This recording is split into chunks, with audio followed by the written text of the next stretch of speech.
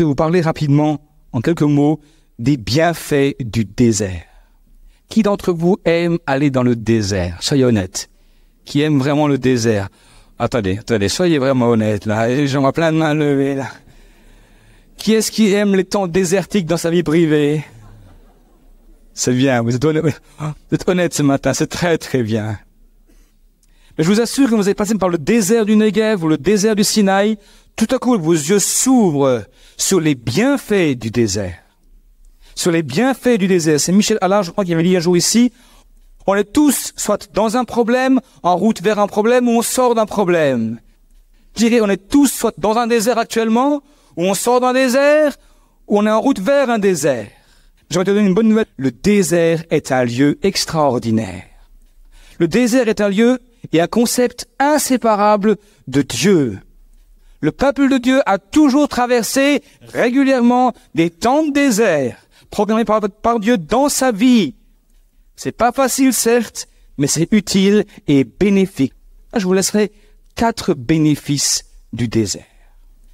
Lisons ensemble dans Osée, chapitre 2, un texte introducteur. Versets 10 à 16. Osée est juste après le prophète Daniel. C'est le premier des petits prophètes. Et qui n'est pas si petit que ça, c'est le prophète évangélique, par excellence. Il nous parle de la rédemption, mais il nous parle aussi du péché et de ses conséquences, et comment Dieu va traiter son peuple qui vient de pécher. Il est dit là, en parlant de Juda et d'Israël, au verset 10, « Elle n'a pas reconnu que c'était moi qui lui donnais le blé, le mou et l'huile. Et on a consacré au service de Baal l'argent et l'or que je lui prodiguais. C'est pourquoi je reprendrai mon blé en son temps et mon mou dans sa saison, et j'enlèverai ma laine et mon lin qui devait couvrir sa nudité. Et maintenant je découvrirai sa honte aux yeux de ses amants, et nul ne la délivrera de ma main. Je ferai cesser toute sa joie, ses fêtes, ses nouvelles lunes, ses sabbats, et toutes ses solennités. Je ravagerai ses vignes et ses figuiers dont elle disait, c'est le salaire que m'ont donné mes amants. Je les réduirai en une forêt, et les bêtes des champs les dévoreront.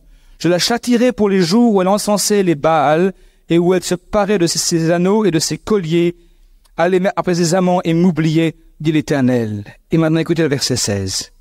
C'est pourquoi, voici, je veux l'attirer et la conduire au désert, et je parlerai à son cœur. Là, je lui donnerai ses vignes et la vallée d'Accord, comme une porte d'espérance. Et là, elle chantera comme au temps de sa jeunesse, et comme au jour où elle remonta du pays d'Égypte. C'est là que je parlerai à son cœur. Premier point, le désert est le lieu par excellence où l'on reçoit la parole. Dans la langue hébraïque, il y a plusieurs mots qui décrivent le désert, mais il y en a un qui est prédominant sur les autres, qui est le mot midbar. Et midbar comporte la notion de parole. Midbar veut dire parle. Le désert est le lieu où Dieu parle à nos cœurs. Bien souvent, nous souhaitons éviter les déserts. Et on demande, Seigneur, mais parle-moi. Et Dieu nous entraîne dans des moments de solitude, dans des moments désertiques, pour la bonne raison qu'il veut nous parler. Le désert est le lieu par excellence où l'on reçoit la parole. C'est dans le désert que Moïse a reçu la parole. Va en Égypte, délivre mon peuple. C'est dans le désert que Élie, le prophète, a reçu la parole. Retourne, oindre un tel, oindre Élisée. C'est dans le désert que Jean-Baptiste a reçu son appel. C'est dans le désert encore de Patmos que Jean, l'évangéliste, a reçu la révélation de l'Apocalypse. Le désert est par excellence le lieu où l'on reçoit la parole. Un lieu de silence, mais un lieu aussi où Dieu peut enfin parler. C'est Wilkerson David qui disait que l'Occident gît sous la conspiration du bruit. Constamment, on est entouré de bruit et de voix diverses. La ville est faite de bruit incessant. On s'est habitué au bruit des trains, au bruit des camions qui traversent les autoroutes, qui contournent les villes et qui font un bruit incessant, nuit et jour. Et le silence du désert peut être effrayant parce que le bruit là-bas n'existe pas. Et souvent les gens, disait la guide, quand ils viennent dans le désert, ils supportent pas l'absence de bruit et ils font du bruit, ils tapent des mains, ils tapent du pied pour éviter d'avoir un silence oppressant. Mais le silence est bon. C'est dans le silence que Dieu parle. Amen. Le désert est le lieu où l'on reçoit la parole. En France, il y a en moyenne 6 postes de radio par foyer. Il y a au moins 1 ou 2 téléviseurs. Il y a Internet. Il y a l'activité qui nous encombre l'esprit du matin au soir. Et dans cette foule de voix qui nous envoie des foules de messages, Dieu a des fois du mal à nous parler. Et c'est pour ça qu'il nous entraîne dans le désert, afin qu'il puisse parler à nos cœurs. Et même là-bas, dans le désert, rappelez-vous, l'ami Élie. Tout d'abord, c'est le tremblement de terre qui est venu, 1 Roi 19. Et Dieu n'était pas dans le tremblement de terre. Et puis est venu un vent violent. Et là non plus, Dieu n'était pas dans le vent violent, ni même dans le feu qui tombait du ciel. Et puis est venu un murmure doux et léger. Et c'est là que Dieu a parlé. Mes amis, lorsque Dieu parle, il ne crie pas. Dieu ne hurle pas d'habitude. Dieu parle sur un ton doux, un murmure doux et léger. Les fois où Dieu m'a parlé personnellement, c'est généralement le matin au réveil. Quand j'ai passé une nuit de sommeil et que je suis frais et dispo, et que j'ai pas encore vécu l'activité de la journée dans ma tête, tout à coup me viennent des pensées fortes qui viennent dans mon cœur. Et elles alimentent mon âme et elles me dirigent dans ma vie. Amen. Le désert, Midbar, rappelez-vous de ça, c'est le concept parle. Le désert est le lieu où l'on reçoit la parole. Peut-être me direz-vous, j'arrive pas à entendre Dieu me parler.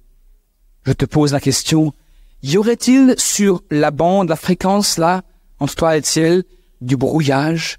Il y a trop de bruit. Il y a trop de bruit. Tu as du mal à entendre ce qu'il a envie de te dire.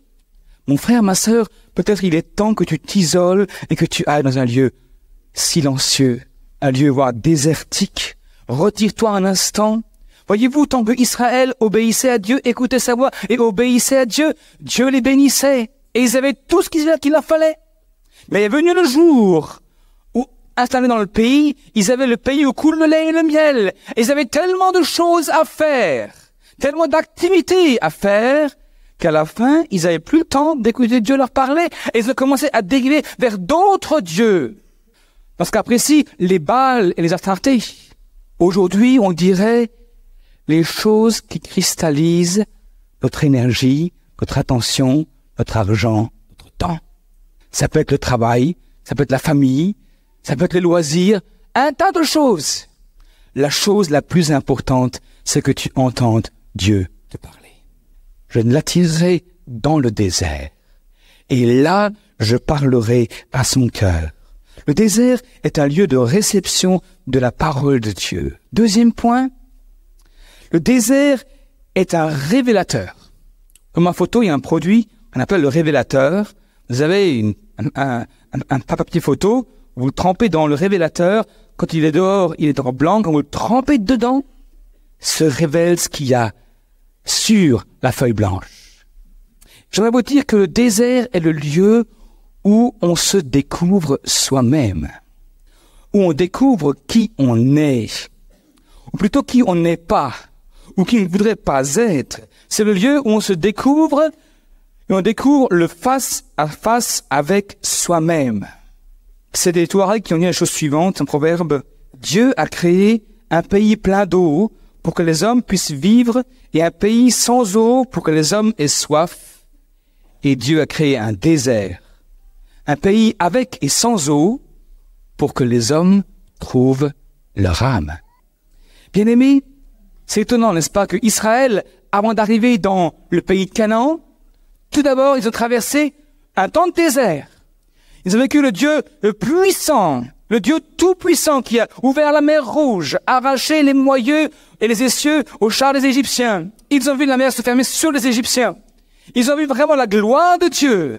Mais avant de venir dans le pays où coule le lait et le miel, ils ont d'abord vu le désert. Et dans le désert, qu'est-ce qui s'est passé? Eh bien, c'est révélé ce qu'il y avait au fond du cœur. Les murmures, les révoltes, l'insoumission, l'incrédulité. La première chose que Dieu fait avec nous dans le désert, c'est de nous montrer qui nous sommes. Je pense à l'ami Jacob. Il y a des déserts qui sont plus ou moins longs. Jacob a été pendant 20 ans au service de son beau-père. Et puis il a eu les deux filles, et puis il a eu le troupeau, etc. Mais voyez-vous, à un moment donné, le passé allait rattraper Jacob. Et Jacob avait de manière absolument tordue obtenu le droit d'aînesse.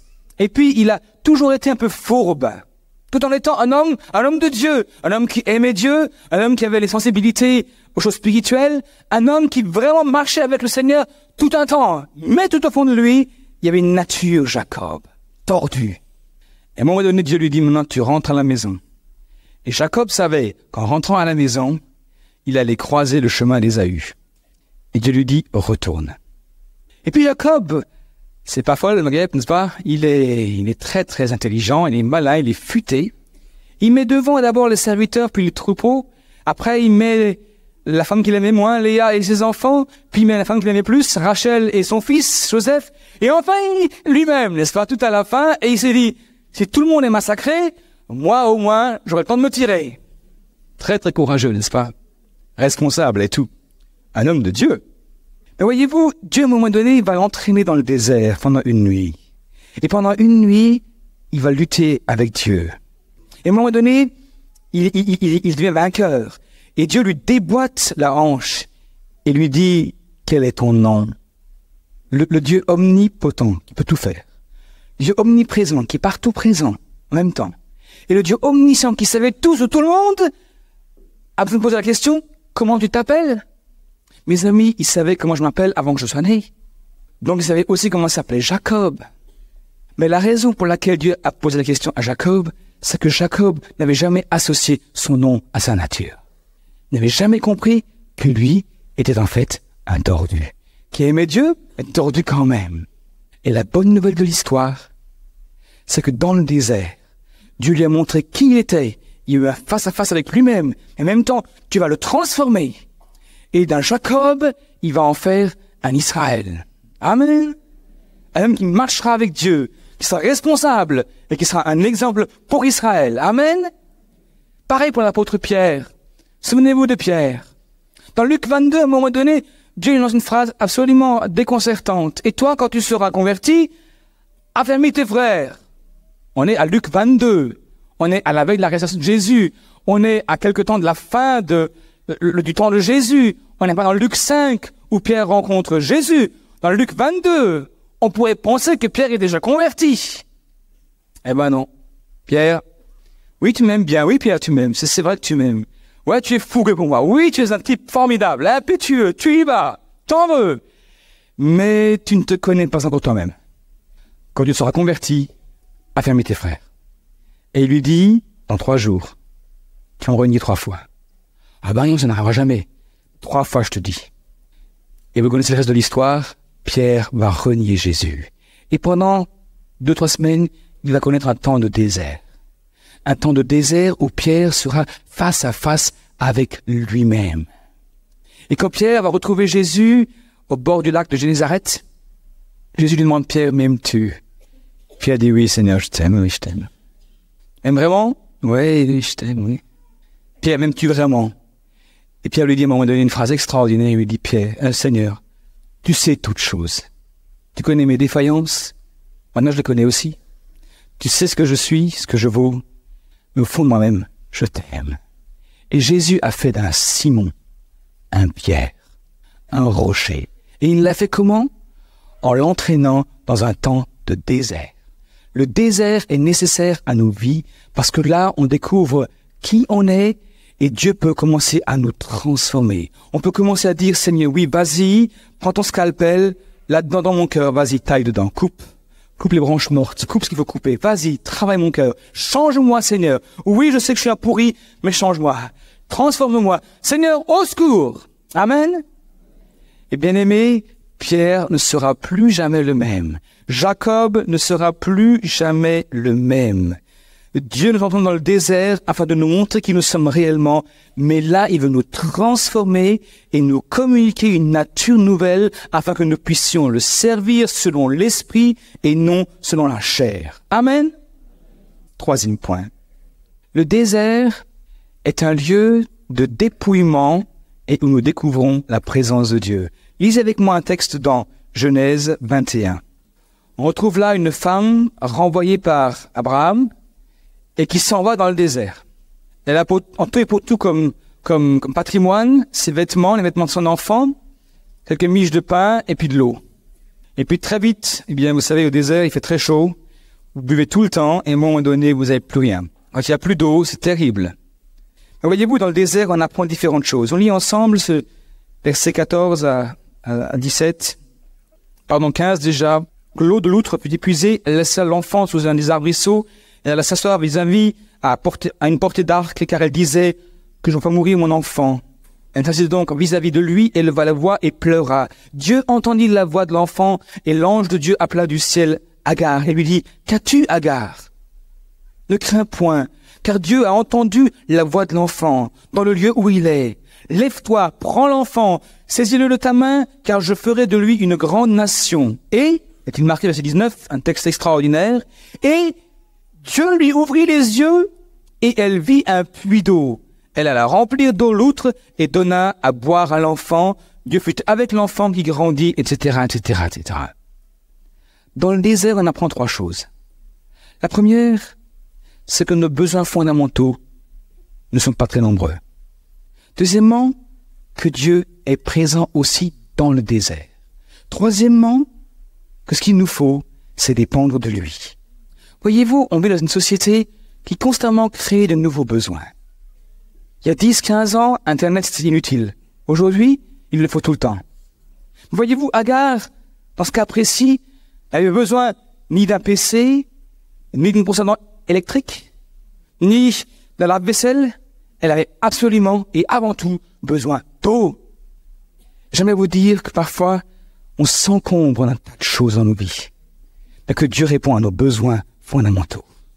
Et l'eau est fondamentale. Deuxièmement, Agar était une femme désespérée, une outre vide, un enfant déshydraté, un soleil accablant, et elle avait oublié une seule chose, c'est que Dieu était là.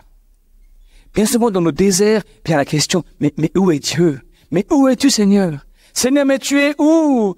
Moi, je fatigue, j'ai faim, j'ai soif, j'en peux plus. Seigneur, où es-tu? J'aimerais vous dire, Dieu est là. Dieu était là pour Agar, Dieu est là pour vous, comme pour moi. Amen. Dieu est là dans nos déserts. Dieu est là dans nos déserts. Ne désespérez pas. Au contraire, osez croire que Dieu est là et qu'il viendra à votre secours. Et à un moment donné, Dieu aussi vous montrera que si vous criez à lui, il ouvre des puits, il ouvre des sources où il n'y en a pas. Dieu peut ouvrir des portes là où toute porte est fermée. Parce que Dieu est Dieu et il peut toutes choses. Amen. Le désert est un lieu de dépouillement, mais aussi un lieu où nous connaissons et apprenons à connaître la présence de Dieu. Israël a passé dans le désert, parce que dans le désert, il fallait qu'ils apprennent que Dieu est tout. Dieu allait pouvoir en eau, en nourriture, en médicaments, en tout ce qu'il fallait. Avec Dieu dans le désert, tu sortiras vainqueur. Mais sans Dieu dans le désert, t'es mal barré. Alors assure-toi mon ami, que Dieu soit avec toi dans ton quotidien. Et quand le désert viendra, Dieu sera encore là. Et Dieu pourvoira à tous tes besoins selon sa richesse et avec gloire en Jésus-Christ. Dieu est prévu cette étape intermédiaire afin qu'ils apprennent à apprécier les vraies valeurs et à relativiser. Bien-aimés, des fois, il nous faut des temps de désert pour qu'on apprenne à se rendre compte qu'est-ce qui a vraiment de l'importance. Des fois, j'entends des gens râler parce que la musique est trop forte, pas assez forte. Attends, on a mal joué, on a trop bien joué.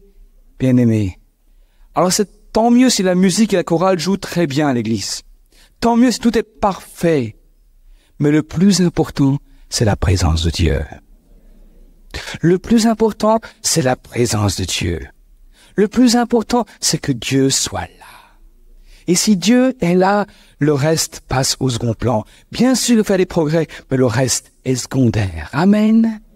Apprenons à distinguer ce qui est fondamental de ce qui est secondaire. J'aimerais vous dire, dans le désert, on apprend à distinguer ces choses-là. Amen. L'apôtre Paul avait été exercé à ce genre d'école du désert. Laissez-moi lire un texte que vous connaissez sans doute tous par cœur. Philippiens 4, versets 12 à 14. L'apôtre Paul remercie l'église de Philippe pour les dons qu'il y avait fait. L'apôtre Paul dit une phrase que je trouve absolument remarquable et je voudrais vous la laisser dans votre cœur. Il dira au verset 11, « Ce n'est pas en vue de mes besoins que je dis cela, car j'ai appris à être content de l'état où je me trouve. Je sais vivre dans l'humilité et je sais vivre dans l'abondance. En tout et partout, j'ai appris à être rassasié et à avoir faim. Être dans l'abondance et dans la disette. Je puis tout par Christ qui me fortifie. » L'apôtre Paul a connu les temps de gloire où tout allait bien et les temps difficiles où l'essentiel lui manquait. Mais en toute chose, il avait appris à compter sur Dieu. Je puis tout par Christ qui me fortifie. Amen. Quatrième et dernier point. Le désert est un lieu de développement des racines. Le désert est un lieu de développement de nos racines. Saviez-vous que lorsqu'on avait creusé le canal de Suez, on a enlevé à un moment donné un acacia. Un acacia, c'est 3-4 mètres de haut, mais qui avait 98 mètres de racines. 98 mètres de racines. Dans le désert, avec Christian et l'équipe, nous avons vu des capriers. Ça de haut, et ça va avoir jusqu'à 60 mètres de racines derrière. C'est la seule plante, le caprier, c'est pas ça, hein. Le caprier est la seule plante du désert qui fleurit en été. On l'appelle la plante persévérante. Quand les autres fleurs et plantes n'ont plus de fleurs, sont fanées, elles continuent à avoir des fleurs et à avoir une belle feuille. Pourquoi?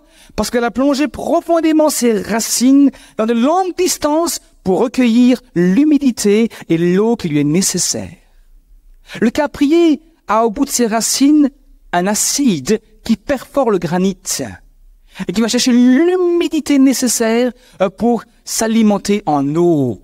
Et c'est pourquoi le caprier, c'est la fleur du désert. Une belle fleur jaune en plein été quand il fait 55 degrés à l'ombre. Belle image, n'est-ce pas? Bien-aimés, le désert est un lieu de développement de nos racines.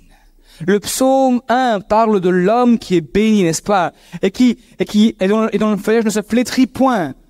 Pourquoi donc? Parce qu'il a plongé ses racines profondément dans la terre. Mes amis, le palmier par contre est un arbre extrêmement fragile. Parce que sa racine est peu profonde. Peu profonde. Le caprier, lui, peut subsister, porter des fleurs, porter du fruit, parce qu'il a plongé profondément ses racines.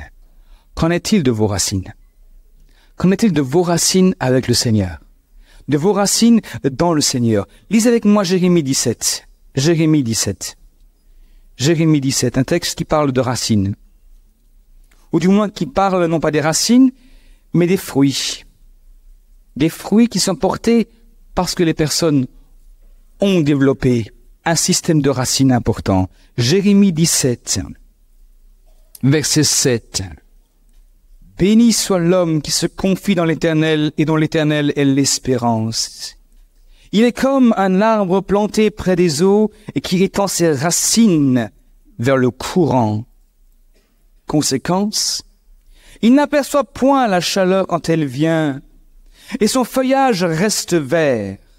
Dans l'année de la sécheresse, il n'a point de crainte, et il ne cesse de porter du fruit. » La raison pour laquelle il n'arrête pas de porter du fruit, c'est parce qu'il a développé des racines profondes. Et j'aimerais vous dire, frères et sœurs, vous qui êtes dans le désert, peut-être tout simplement Dieu est en train de vous bousculer intérieurement et vous pousser à développer des racines, à aller agressivement percer la roche et trouver l'humidité nécessaire. Parce que voyez-vous, tôt ou tard, l'année de la sécheresse viendra. Comme dans Matthieu 5, qui nous est parlé des deux maisons, n'est-ce pas? La maison fondée sur le roc, l'autre sur le sable. Mais les deux maisons ont vécu la tempête. La tempête est venue pour chaque maison. Mais l'une a tenu, l'autre s'est écroulée. La sécheresse viendra pour chacun d'entre nous, à un moment ou à un autre. Mais j'aimerais te dire, apprends à développer maintenant les racines. Amen. Alors, par rapport au caprier, une petite anecdote. Saviez-vous que le caprier est appelé le Viagra du désert? Ah, mes frères, ça vous intéresse? Eh oui. T'en manges tous les jours, je comprends, je vois les effets. Christian m'a montré un texte qui me prouve ce que disent les Bédouins. Dans Ecclésiaste 12, il est parlé de la capre qui n'a plus d'effet sur l'homme vieillissant. Eh oui, Ecclésiaste 12, verset 7. Ah oui, c'est marqué. Alors me demanderez-vous, mais Claude, t'as déjà essayé? Je vous dirai la réponse du Bédouin qu'on a rencontré. Il paraît que ça marche, mais moi, j'en ai jamais eu besoin. Merci Seigneur, oui, tout à fait, merci Seigneur. Maintenant, mes sœurs, si dans les prochains temps, votre mari rentre à la maison avec une boîte de capre, voilà. Je conclue et je termine. Peut-être ce matin vous posez la question, à quoi bon le désert? J'aimerais l'éviter à tout prix. Et j'aimerais te dire, tu es vraiment sûr que tu veux l'éviter? Ça serait dommage que tu l'évites. Parce que Dieu, on met à prendre des leçons dans le désert. Le désert, je vous le rappelle, est le lieu où on reçoit la parole de Dieu. Au lieu de râler avec Dieu dans le désert, dis-lui, Seigneur, me voici. Parle, ton serviteur écoute. Dis-moi ce que j'ai à apprendre. Dis-moi ce que j'ai à savoir. Seigneur, mais parle-moi. Ton serviteur écoute. L'immense privilège du chrétien du Nouveau Testament, c'est qu'il peut entendre Dieu lui parler. Jésus a dit, mes brebis entendent ma voix. Et bien aimé, un homme et une femme qui grandit dans le Seigneur est d'abord un homme et une femme qui apprend à entendre la voix de Dieu. Dieu parle, mais souvent entre lui et nous, il y a du brouillage. On est tellement occupé, on est tellement pris dans nos têtes que des fois Dieu est obligé de nous prendre dans le désert afin de pouvoir nous y parler. Amen. Deuxième bénéfice, c'est que le désert est un lieu de révélation sur nous-mêmes, un lieu de transformation. C'est là que Jacob est devenu Israël. C'est là que Simon est devenu Pierre. C'est là que Saul de Tarse est devenu le Paul qu'il est devenu. Oui, Saul de Tarse, un homme religieux, un homme convaincu qu'il avait raison. Il a fait le chemin de Damas, il est tombé à terre, et là il a découvert Dieu. Et si vous lisez les textes de Paul, eh bien vous vous rendez compte que Paul a toujours à nouveau traversé des moments difficiles, des naufrages, des jeûnes incessants, des veilles nocturnes, des persécutions diverses. Mais Paul a développé des racines profondes. Et Saul de Tarse est devenu un Paul qui va nous léguer la moitié du Nouveau Testament. Le désert est aussi un lieu de dépouillement et on apprend à connaître Dieu et à dépendre de lui. Bien-aimé, Agar, elle a crié à Dieu dans le désert. Et dans le désert, Dieu lui a montré qu'il était là et il a pourvu à ses besoins fondamentaux, avoir de l'eau. Amen. Quatrième et dernier point, eh bien, le désert est un lieu de développement de nos racines. Elles sont indispensables car la sécheresse viendra toujours à nouveau toucher nos vies, de temps à autre. Je finis en disant la chose suivante. Ça, c'est le côté beau du désert. Mais dans le désert, il y a un prédateur pour la faune qui s'appelle la chèvre. La chèvre est la mort du désert. Dans le désert, on vit très bien et très longtemps, sauf quand on y lâche la chèvre. Parce que la chèvre mange tout jusqu'à la racine. Bien aimé, j'aimerais vous dire que le désert et ses plantes, cette faune, c'est nos vies qui sont devant Dieu. C'est le fruit que nous portons devant le Seigneur en persévérant dans notre foi en lui.